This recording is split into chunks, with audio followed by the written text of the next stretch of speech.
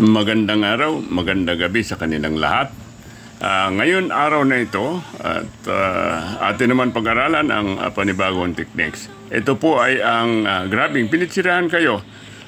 Pag pinitsirahan kayo, huwag tayo magpahawak sa ating damit. Ang gagawin natin, atras tayo. Yan, sundan niyo ako. Hawakan natin sa kanyang kamao. Ang kamao, yan. Baliin natin. Tapos, lagay mo sa ilalim ng elbow niya ang kaliwang kamay, dalhin sa noo, kamay niya, tulak ang elbow, bali yan.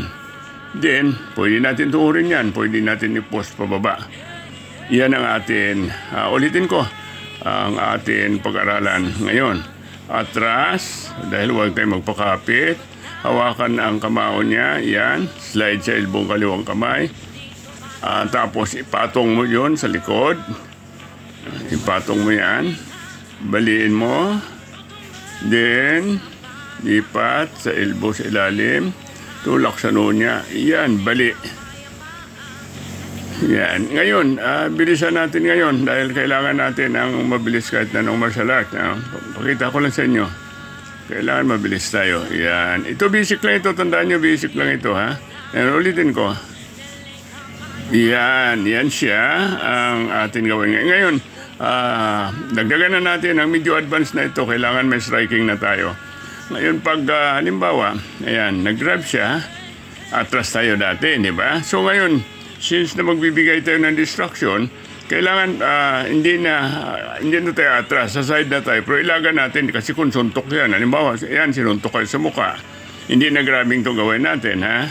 Pwede rin sa suntok yan, din. Magbibigay tayo ng striking sa mukha niya, sabay baliin natin, yan, tapos i-apply na natin yung basic. Ulitin natin. At nang strike sa mukha ang kanan kamay. Ilag ka na ulit. Yan.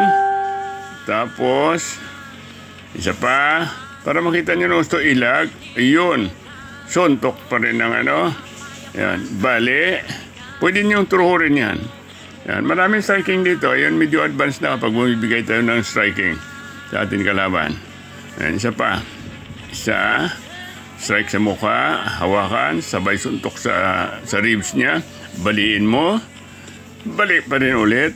Ang daming bali nito. Kaya, yun. Ngayon, gawain natin na mabilis para malaman nyo kung iyon tapos na.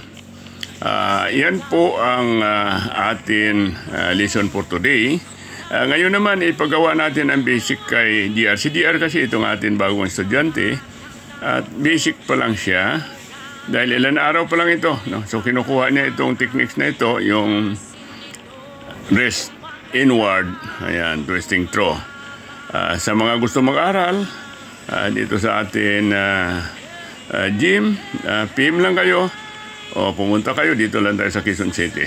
Sa rooftop ito ng aking bahay, kaya ayan.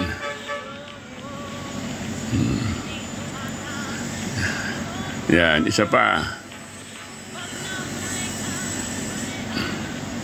Mabilis na rin tuturuan si DR. Kaya